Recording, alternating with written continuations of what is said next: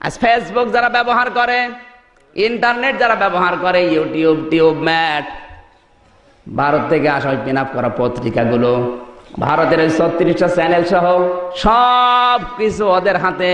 আর আমরা বলছি সব হারাম, আমরা আছি লা ইলাহা ইল্লাল্লাহ নিয়ে।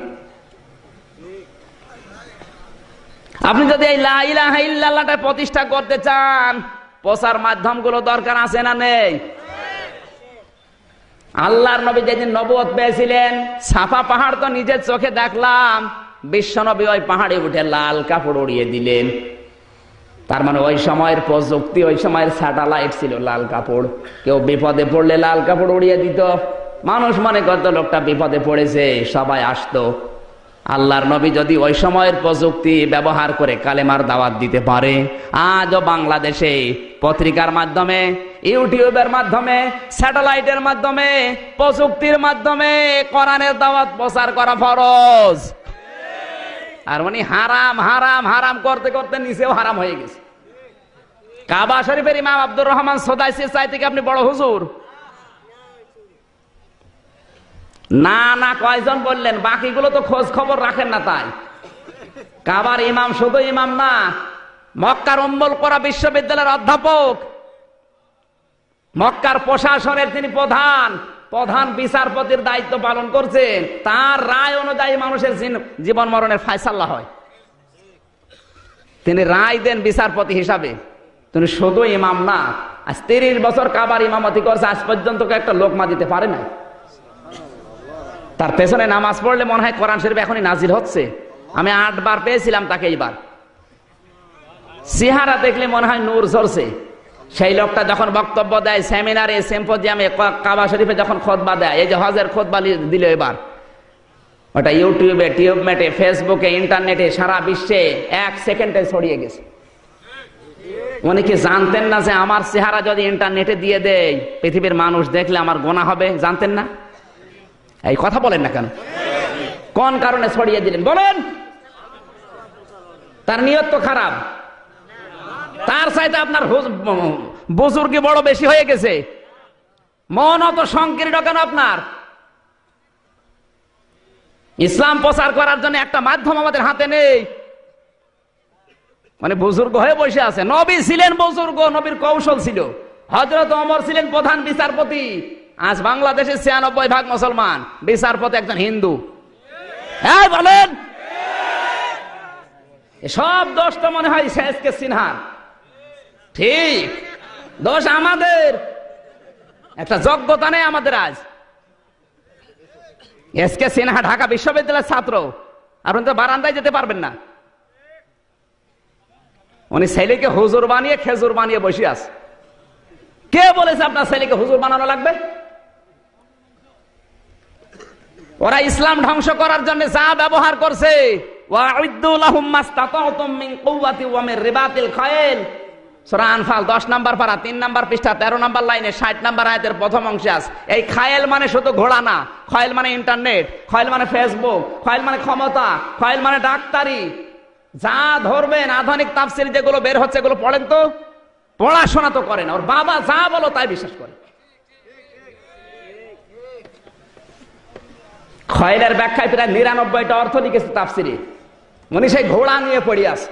ঘোড়া এখন চলে, এখন চলছে ইন্টারনেট, এখন চলছে কম্পিউটার, এখন চলছে কামান, এখন চলছে অ্যাটম বোম। এইগুলো আজ হাতে নেওয়া দরকার। আজ একটা ডাক্তার আমাদের হাতে নেই। আছে ডাক্তার? সব ডাক্তার এখন রাম মামদের ছেলে মেয়েরা। আর আমরা আঙ্গুল চুষছি। ছেলেকে হুজুর বানিয়ে একটা খেজুর মসজিদে বসিয়ে রেখেছি। কি হবে ও হুজুর দিয়ে? পৃথিবী পরিবর্তনের জন্য যে সমস্ত সিস্টেম গুলো হাতে নেওয়া লাগবে। শুধু দাড়ি মুখে নিয়ে, জব্বা গায়ে দিয়ে, পাগড়ি আতা মাথায় নিয়ে পীর হওয়ার নাম ইসলাম না। আপনার একটা যোগ্যতা নেই, কি দিয়ে চালাবেন দুনিয়া বলেন? বাংলাদেশের একটা ডিসি আমাদের হাতে নেই, একটা এসপি নেই, একটা ওসি নেই, একটা টিওনো নেই, একটা ডাক্তার নেই, একটা ইঞ্জিনিয়ার নেই, একটা বৈজ্ঞানিক নেই, একটা পাইলট নেই, কিচ্ছু নেই। উনি শুধু সুবহানাল্লাহ নিয়ে আসে। মায়েরও খেয়েছে সেরকম।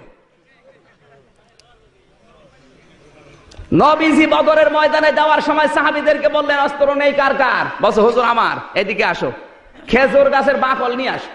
খেজুর গাছের বাকল হাতে ধরিয়ে বলছে, এটা অস্ত্রের মতো কাজ হবে। ময়দানে যাওয়ার সময় খালি হাতে না, খেজুর গাছের বাকল নিয়ে হলে যাওয়া লাগবে। আর উনি ময়দানে গেছে তসবিহ নিয়ে। একটা কথা ভুল প্রমাণ করেন তো করেন, কোন কারণে আপনি তসবিহ নিয়ে আসবেন? ওরা কামান নিয়ে আসতেছে, ওরা অ্যাটম বোম নিয়ে আসছে, আর উনি তসবিহ নিয়ে সুবহানাল্লাহ পড়ছে। 60 করে ফেলবেন মেরে। এই নবী যাইতে আপনি বড় বুজুর্গ, নবী জানতেন না যে বদরের ময়দানে ওরা আসতেছে সাজগজ করে, আমরা একটু তসবিহ নিয়ে যাই? পারতেন না? কোন কারণে? অস্ত্র নেই, তারপরও বলে খেজুর গাছের বাকল নিয়ে আস। ইসলাম বলতে ইসলামের হর্ষায়ও বোঝে না। এখন যদি বলেন হুজুর আপনি বেশি বোঝেন, আমি বেশি না। ইসলাম নেওয়া লাগবে মক্কা মদিনা থেকে। আপনি নিজে ইসলাম বানাবেন, ওর নাম ইসলাম না। মক্কা মদিনায় রাসূল যা করেছেন ওইটাই ইসলাম, নাকি আপনি বেশি বোঝেন? ছেলেকে ডাক্তার বানাতে হবে। বগুড়ার লোকেরা কান খাড়া করে শোনেন, ইসলাম প্রতিষ্ঠা করার জন্য, প্রচার করার জন্য, প্রসার করার জন্য আপনার ছেলে যদি ডাক্তার হয়, ইঞ্জিনিয়ার হয়, বৈজ্ঞানিক হয়, ডিসি হয়, একটা ডিসি বানাতে যত টাকা খরচ হয়েছে আপনার 10 লাখ 20 লাখ টাকা আল্লাহ রাস্তায় দান করা সওয়াব হবে। কিন্তু প্রথমে তাকে কোরআনের জ্ঞান শিক্ষা দিয়ে নেবেন। যতটুকু জানলে ইসলাম মেনে চলা যায় অতটুকু জ্ঞান তাকে শিক্ষা দেন। এরপর আপনি টিওনো বানান, ওসি বানান, এসপি বানান, ডাক্তার বানান, কোনো অসুবিধা নেই। আপনার নিয়ত থাকবে আমার ছেলে ডিসি হয়ে বগুড়া জেলায় ভালো ভালো কাজের আঞ্জাম দেবে। আজ আমাদের চিকিৎসা বিভাগের দিকে তাকালে মনে হয় জাহান্নাম হয়ে গেছে। একটা ডাক্তারের চরিত্র দেখান তো। আল্লাহর পরে মানুষ যদি কাউকে বিশ্বাস করে সেটা হচ্ছে ডাক্তার। এই কথা বলছেন না কেন? কিন্তু এরা আজ কষায় কাদের হয়ে বসে আছে। আমার যতটুকু ধারণা বাংলাদেশ সম্পর্কে, এই দেশে যদি কাউকে ডাকাইতে ধরে তার বেঁচে থাকার সম্ভাবনা আছে, কিন্তু কাউকে যদি ডাকাইতে ধরে, ডাক্তার ধরে, ও নির্ঘাত মারা যাবে। ওই যে আমার গাড়ির ড্রাইভার, ওরে কয়েকদিন আগে ডাকাতে ধরেছিল ওই লালন শাহ মাজারের কাছে, লালন শাহ ব্রিজ। ডাকাতে ধরে যা পেয়েছে সব কেড়ে নিয়েছে, গেঞ্জি পর্যন্ত খুলে নিয়েছে। যাওয়ার সময় বলছে, তোর কাছে ভাড়া আছে? বলছে না। 200 টাকা দিয়ে বলছে ভাড়া দিয়ে দিলাম, বাড়ি চলে যা। ড্রাইভার আমারে বলছে, হুজুর ডাকাত হলেও ইমানদার ডাকাত, আমার ভাড়া দিয়ে দিল।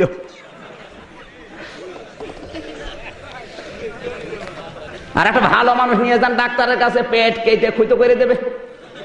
চাটি বাটি ঘটি বাটি বিক্রি করে নিয়ে যাবেন, সব তো নেবেই নেবে, বাড়ি আসার সময় ভাড়া দেবে। কারণ ডাক্তার তো ওই রকম ডাক্তার বানাতে পারি না। আজ ডাক্তার গুলো যদি আমরা তৈরি করতে পারতাম রাজশাহীর ডাক্তার ফাতেমা সিদ্দিকার মতো, ফরিদপুরের ডক্টর শাহিন জর্দারের মতো, চট্টগ্রামের ডক্টর আব্দুল মুবিনের মতো, এই সমস্ত ডাক্তার উপহার দিতে পারলে চিকিৎসা বিভাগ হয়ে যেত দুর্নীতিমুক্ত। আর এমন ডাক্তার পেয়েছি, হাত ধরার পরে 1000 টাকা বিল, 5টা রিপোর্ট, কোন জায়গায় দেখাতে পারবা না, আমার জায়গায় দেখি আবার নিয়ে আস। এইরকম ডাক্তার আছে না? আছে মানে ডাক্তার না, ছেলে কার আপনি হিসাব করে দেখেন, ওর বাবার আমার বাম। এই জন্য বলছি শুধু হুজুর বানানোর দরকার নেই, কোনো দরকার নেই হুজুর বানানোর। হুজুর অনেক আছে। আজ পৃথিবী পরিবর্তনের জন্য ভালো মানুষ দরকার। ওরা যেইটা ইসলামের বিপক্ষে কাজে লাগাচ্ছে ওইটাকে ইসলামের পক্ষে উল্টিয়ে কাজে লাগাতে হবে। এই স্যাটেলাইট, এই মিডিয়া, আপনি ডাক্তারি বিভাগ বলেন, ইঞ্জিনিয়ার বলেন, বৈজ্ঞানিক বলেন, পাইলট বলেন, সব জায়গায় এখন ওরা 2 নাম্বার করে ফেলেছে। আমরা যদি এখন উল্টিয়ে ওইটা ইসলামের পক্ষে কাজে লাগাতে পারি, ইসলাম উপরে উঠবে না নিচে নামবে? এই সহজ সহজ কথাগুলো বোঝেন না কোন কারণে? আপনি তাকওয়া অর্জন করে বসে আছেন, ওর নাম তো তাকওয়া না। নবীজির কৌশল ছিল, আপনার কিচ্ছু নেই, তাহলে নবীর চাইতে আপনি বড় বুজুর্গ? এবার আমি হাদিস দিয়ে বলছি তাকওয়া কাকে বলে। কষ্ট হচ্ছে? 2টা বেজে যাচ্ছে, তা মানুষের কষ্ট হচ্ছে না? মানে তাকওয়ার যতগুলো অর্থ আমি দেখেছি, এই কান লাগান, তাকওয়ার যতগুলো অর্থ আমি দেখেছি, তাকওয়ার 1 নাম্বার অর্থ একটা একটা করে আমি 99টা বলছি। এই কান লাগান না, আপনাদের মন নেই? এই ওঠাউঠি করে এরা কারা? পেশাব করবে, পেশাব বাদ দিয়ে যদি অন্য কারণে ওঠে ওর খবর আছে। ক্লাস 3 পড়ে, ক্লাস 3 একটা ছেলে বই খাতা ব্যাগ নিয়ে এসে হেডমাস্টারের কাছে বলছে, স্যার হয় ছুটি দেন না আমি গেলাম। পরে ছুটি দেওয়া লাগবে।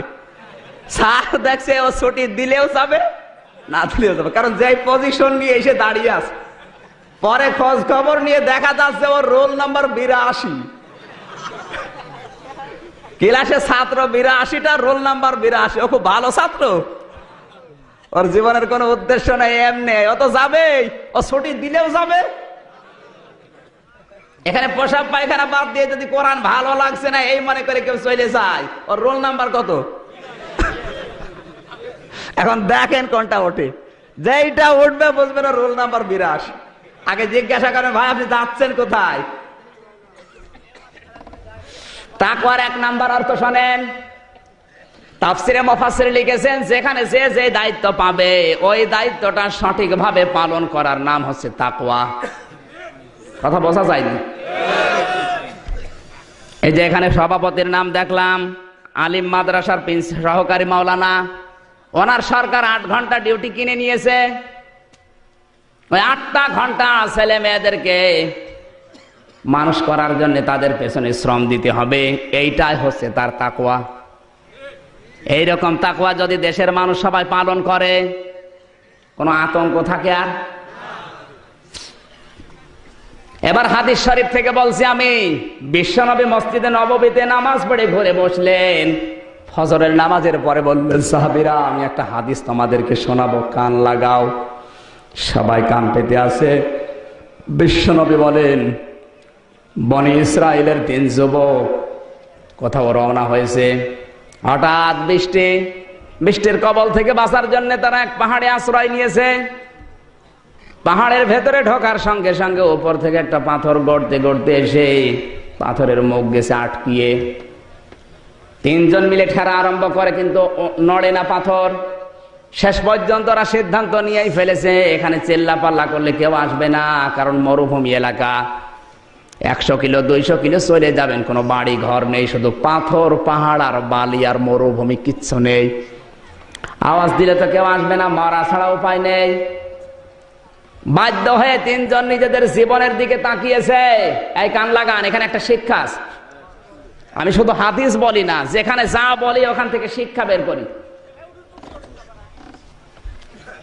তারা 3 জন মিলে কিন্তু দোয়া করতে পারতেন, আল্লাহ তুমি আমার বাবার ওসিলায় মাফ করো, পারতেন না? পৃথিবীতে কারো ওসিলা নিয়ে দোয়া করা জায়েজ নেই। অনেকে আজ দোয়া করে, খাজা বাবার ওসিলায় মাফ করো। হাদিস শরীফের ভেতরে দেখেছি, কেউ যদি বিপদে পড়ে আর যদি দোয়া করতে যায়, ওর জীবনের যেই কাজটা আল্লাহর ভয়ে হয়েছে ওই কাজের ওসিলা দিয়ে দোয়া করা দরকার। আল্লাহ ওই কাজটা আমি তোমার ভয়ে করেছিলাম, মেহেরবানি করে বিপদ থেকে আমারে বাঁচাও। নবীজি বলেন, যদি এইভাবে দোয়া করে আশা করা যায় আল্লাহ ওর দোয়া কবুল করতেও পারে। প্রথম নাম্বার লোক দোয়া করছে, রব্বুল আলামিন তুমি জানো আমি একজন রাখাল ছিলাম, ছাগল চড়াতাম, বাড়িতে নিয়ে যাওয়ার পরে দেখি আমার স্ত্রী আমার ছেলে মেয়ে ক্ষুধার্ত, দুধগুলো দহন করার পরে তাদেরকে দেব, কিন্তু না, হঠাৎ করে তোমার কথা আমার মনে পড়ে গেল, ওয়াকাদা রাব্বুকা আল্লা তা'বুদু ইল্লা ইয়্যাহু ওয়া বিল ওয়ালিদাইনি ইহসানা। আল্লাহ পাক বলেন, আমার ইবাদতের পরে পৃথিবীর মানুষের দায়িত্ব দিলাম মা আর বাবার খেদমত করা। হে আল্লাহ, তোমার এই কথা মানতে গিয়ে ওই দিন আমার স্ত্রীকে দুধ দেয়নি, আমার ছেলে মেয়েকে দুধ দেয়নি, দুধটা আমার মাকে দিয়েছি, যেহেতু তোমার আদেশ। এই কাজটা যদি তোমার ভয়ে করি, মেহেরবানি করে পাথরটা একটু সরিয়ে দাও। আল্লাহর নবী বলেন, শুধু দোয়া করতে দেরি, পাথরটা একটুখানি সরে যেতে দেরি হয়নি। শুধু সুবহানাল্লাহ বলার জন্য এখানে শিক্ষা আছে। বনি ইসরাইলের যুবক হাজার হাজার বছর আগে মায়ের খেদমত করে 3 জন মিলে যে পাথর নড়ানো যায় না, মায়ের হক আদায় করার কারণে যদি পাথর পর্যন্ত আল্লাহ নড়িয়ে দিতে পারে, আজ আমাদের জীবনে যাদের হতাশার পাহাড়, দুঃখের পাহাড়, অন্ধকারের পাহাড় জমা হয়ে আছে, এই পাথরগুলো যদি আমরা সরাতে চাই, মা বাবার খেদমতের বিকল্প কিচ্ছু না। এই পুরা কোরআন শরীফের ভেতরে যেখানে এই মা বাবার নাম, সেখানে আল্লাহ নিজে বলেন আমি ব্যাখ্যা করে দিলাম। অন্য কোন মানুষের নাম দেখান তো যেখানে আল্লাহ নিজে ব্যাখ্যা দিয়েছেন। কোন মানুষের নাম নেই, শুধুমাত্র মা বাবার নাম যেখানে আল্লাহ দিয়েছেন, সঙ্গে সঙ্গে আমার আল্লাহ নিজের থেকেই ব্যাখ্যা দিয়েছেন। আমার ভাইরা, এই মা বাবা ডিলেট হয়ে যাচ্ছে। অধিকাংশ পরিবারে মা বাবা ডিলেট হয়ে নতুন মা বাবা যোগ হচ্ছে। আমাদের আগের ব্যাচের এক ভাই, আমার রিলেটেড, এত গরিব, মা বাবা কষ্ট করে লেখাপড়া করিয়েছে, মাস্টার্স পরীক্ষা দেবে, কিন্তু তার ফি নেই। মা বাবা বাধ্য হয়ে রোজা রেখেছে দুইজন, যেহেতু রোজা রাখলে 2 বার খাবার খাওয়া লাগে, 1 বার খাওয়া লাগে না। একবারের খাবার বাঁচিয়ে ওই টাকা দিয়ে মানুষের কাছে হাত পেতে পেতে কিছু টাকা নিয়ে ওইটা নিয়ে পরীক্ষার ফি দিয়েছে মাস্টার্সে। মাস্টার্স পাস করার পরে ঢাকাতে একটা চাকরি পেয়েছে, পছন্দ করে বিয়ে করে ওখানেই থাকে। বউটা এমন, মা বাবার কথা শুনলে শুধু গরম দেয়, আসতে দেয় না। আমার মনে হয় এরকম মা বাবা এখন দুনিয়ায় নেই। এরকম বউ এখন হাজার হাজার, যে বউগুলো বিবাহ করার পরে মনে করে স্বামী আমার একার, মা বাবা সব ডিলেট। এই বউটা এরকম দরজাল, যেই মা বাবার কথা শোনে তখনই গরম দেয়, রাগারাগি করে। ছেলেটা বাধ্য হয়ে মা বাবার কথা আর বলে না। প্রায় 2 বছর হয়ে গেছে, 2টা বছর পার হয়ে গেছে। মার বাবা একটাই সন্তান, 65 বছর বয়স বাবার, অসুস্থ হয়ে গেছে বাবা।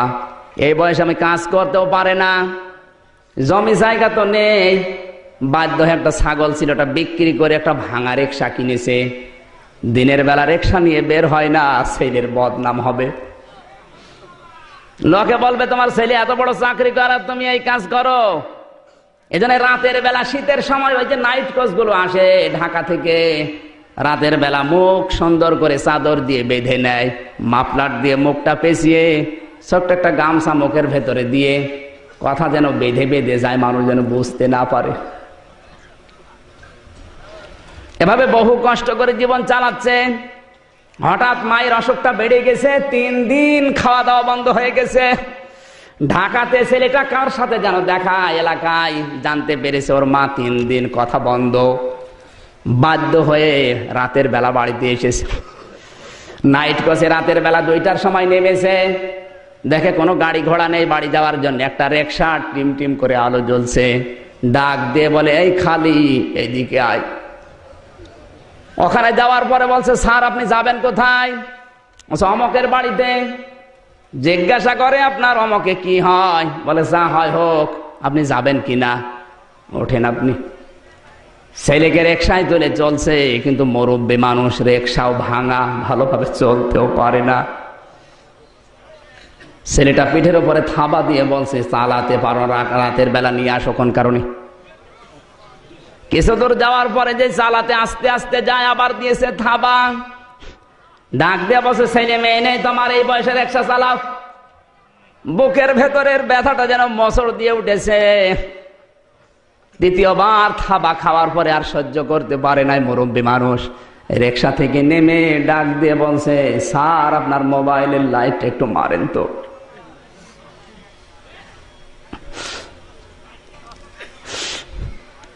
মোবাইলের লাইট একটু বের করেন তো। নিজের চাদর আর মাফলার খুলে ডাক দিয়ে বলছে স্যার আপনি দেখেন তো আমাকে চিনতে পারেন কিনা।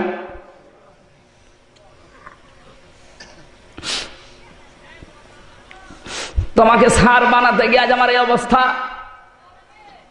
পরীক্ষার ফি দিতে পারছিলে না, রোজা রেখে রেখে তোমাকে আমি স্যার বানিয়েছি। রাতের বেলা বের হয়ে এই কারণে দিনের বেলা বের হতে পারি না, তোমার সম্মানের কারণে। তোমার মাস 3 দিন পড়ে আছে, ঔষধের পয়সা নেই, বাধ্য হয়ে মাফলার জড়িয়ে বের হলাম যেন মানুষ চিনতে না পারে।